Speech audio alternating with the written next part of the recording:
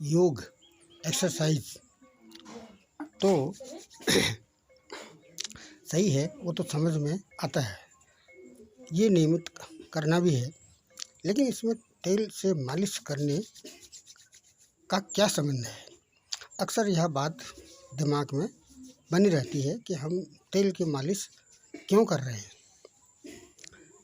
जैसा कि संपूर्ण शरीर ही ब्रह्मांड है, ब्रह्मांड में जो गतिविधियाँ घटित होती हैं उन सभी का प्रभाव शरीर पर पड़ता है।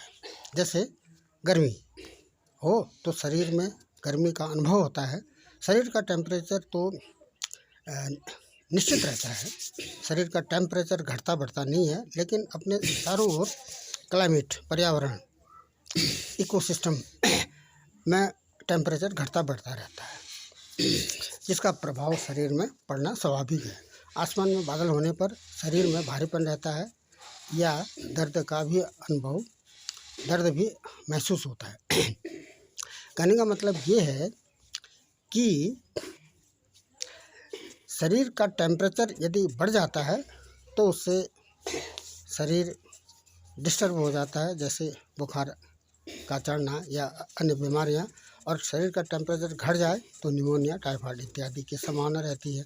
तो इस प्रकार से शरीर के टेम्परेचर को नियमित बनाए रखने के लिए तेल की हल्की मालिश का होना बहुत ज़रूरी है। केवल जाड़ों में ही नहीं बल्कि गर्मियों में भी तेल की मालिश करना ज़रूरी है। जैसे वेन्स का कार्य है शरीर के विभिन्न अंगों से अशुद्ध ब्लड को हार्ट में लाना, और आर्टरीज का कार्य है शुद्ध रक्त को शरीर के विभिन्न अंगों तक पहुंचाना। इनमें आंशिक ब्लॉक हो जाने पर, जिसको हार्ट अटैक भी कहते हैं, उसमें बाधा आ जाती है। और जैसे यदि हम किसी हमें एल्बो को एक्टिव करना है तो हमें क्या करना है, केवल एल्बो में ही तेल मालिश नहीं करनी है, बल्कि उसको कंधे से नीचे ले जाना है, कंधे से उसको नीचे ले जाना है।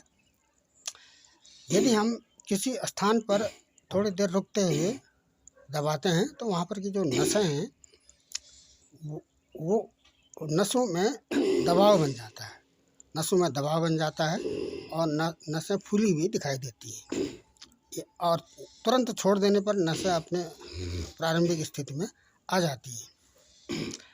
तो इन नसों में किसी भी अंग विशेष में तेल लगाने से यह फायदा है कि उस अंग विशेष में ब्लड का सर्कुलेशन सुचारू रूप से बन पाता है।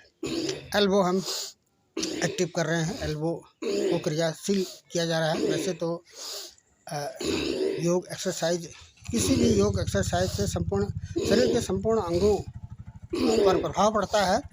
समस्त अंग एकांतर क्रम से क्रियाशील रहते हैं, लेकिन ये अंग विशेष को एक्टिव करने के लिए उसी अंग पर फोकस, उसी अंग से संबंधित विशेष योग एक्सरसाइज किया जाता है।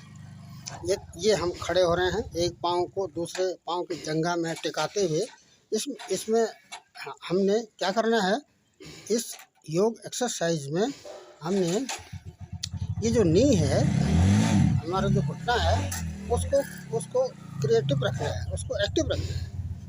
तो घुटने को सीधा रखने के लिए ये बीच बीच में इस तरह से एक्शन किए जाते हैं।